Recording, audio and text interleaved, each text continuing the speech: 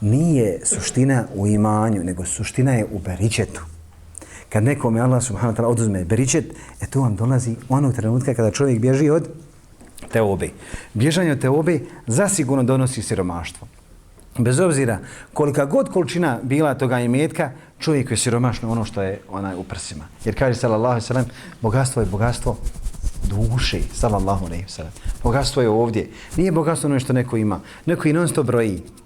Non stop i broji, ali nema osjećaja za njih. Izgubio osjećaj. Malo prije sam spomenuo Velida ibn Talala.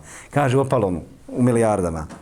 Kaže Allah subhanahu wa ta'ala وَلَوْ أَنَّ أَهْلَ الْقُرَى آمَنُوا وَاتَّقَوْا لَفَتَحْنَا عَلَيْهِمْ بَرَكَاتٍ مِنَ السَّمَاءِ وَالْأَرْضِ وَلَكِنْ كَذَّبُوا فَأَخَذْنَاهُمْ بِمَا كَانُوا يَكْسِبُونَ.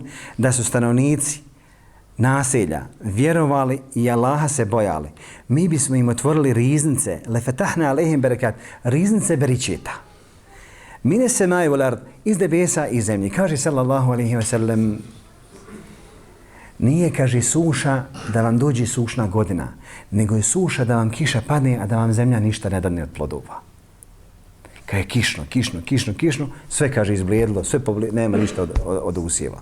To je problem, kaže sallallahu alejhi ve sellem. Zašto? Nema beričeta u kiši.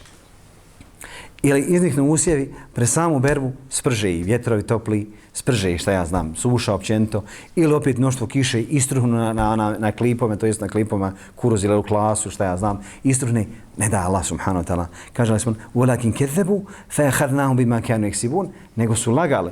Šta je laž ovdje? Negiranje, kufr. Pa smo ih, kaže, kaznili onako kako su oni bili zaslužili.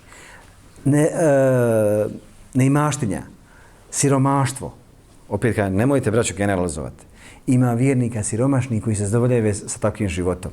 Od dunjaluka on ne vidi sebi vrata. Ne kaže ja sam zadovoljan što mi je Allah dao. Razlika je u tome i razlika je onome koji šta. Samo daj mi dunjaluka, a nikad ne može sa njim da se zadovolji.